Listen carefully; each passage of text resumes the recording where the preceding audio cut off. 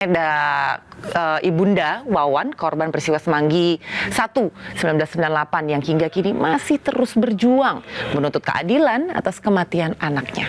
Presiden demi presiden berganti, perjuangan Sumarsih masih belum juga tuntas. Pelanggaran HAM yang sudah lebih dari 2 dekade itu hingga kini belum juga terselesaikan.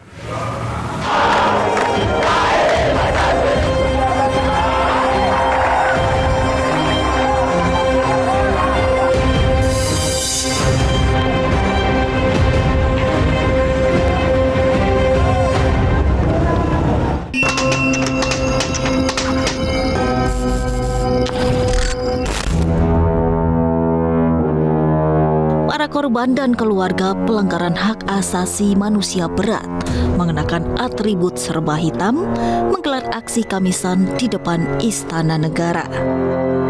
Mereka menuntut tanggung jawab negara dalam menuntaskan sejumlah kasus pelanggaran HAM berat di Indonesia.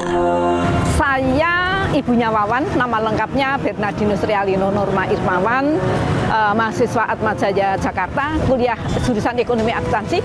Kuliahnya hanya sampai semester yang kelima karena meninggal dunia dalam tragedi Semanggi 1 13 November 98. Aksi Kamisan adalah cara kami bertahan untuk berjuang membongkar kebenaran, mencari keadilan, melawan impunitas, dan melawan lupa.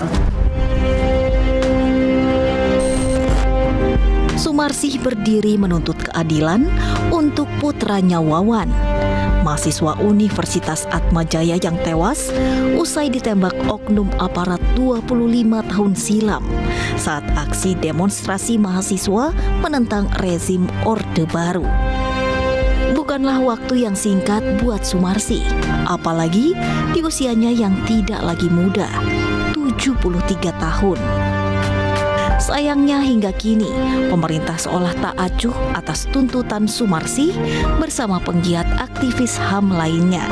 Sebelum menjadi presiden, Pak Jokowi mengatakan berkomitmen ya di dalam nawacita kami berkomitmen untuk menyelesaikan kasus pelanggaran HAM berat masa lalu. Kasusnya disebut termasuk Semanggi 1, Semanggi 2 Trisakti, dan kami berkomitmen untuk menghapus impunitas. Sebelumnya dalam kampanyenya sebagai calon presiden pada periode 2014 dan 2019, Presiden Joko Widodo berjanji akan menyelesaikan kasus pelanggaran HAM berat di Indonesia.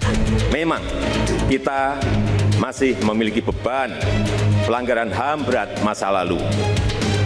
Tidak mudah menyelesaikannya karena masalah kompleksitas hukum, masalah pembuktian, dan waktu yang terlalu jauh.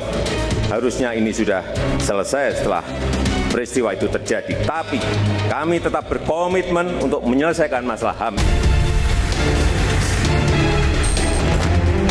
Melalui keputusan Presiden nomor 17 tahun 2022 tentang pembentukan tim penyelesaian non-yudisial pelanggaran hak asasi manusia berat di masa lalu, Presiden Jokowi mengakui 12 pelanggaran HAM berat yang terjadi di Indonesia. Saya sebagai Kepala Negara Republik Indonesia mengakui bahwa pelanggaran hak asasi manusia yang berat memang terjadi di berbagai peristiwa. Saya menaruh simpati dan empati yang mendalam kepada para korban dan keluarga korban.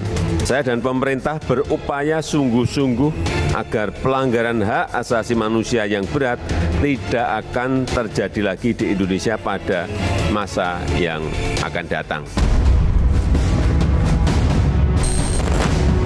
Selain tak menyelesaikan kasus pelanggaran HAM berat, Sumarsih semakin kecewa dengan Jokowi karena mengangkat perwira militer yang diduga terlibat dalam kasus pelanggaran HAM masa lalu dalam kabinetnya.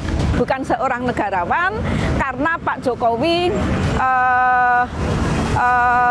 mengangkat para terduga pelanggar HAM berat, baik si Wiranto maupun Prabowo, menjadi duduk di kabinetnya, diangkat menjadi menteri.